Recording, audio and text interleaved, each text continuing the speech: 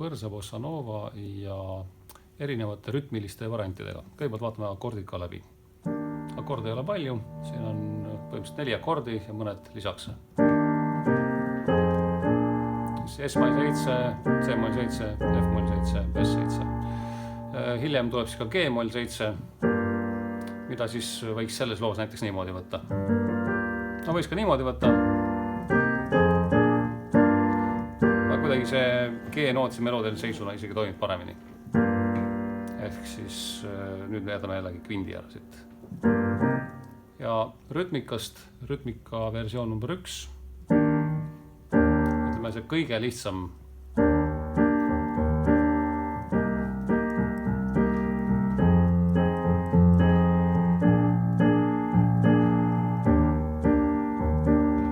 Ja kõige lihtsam on veel see, kui bass käib poolnootides.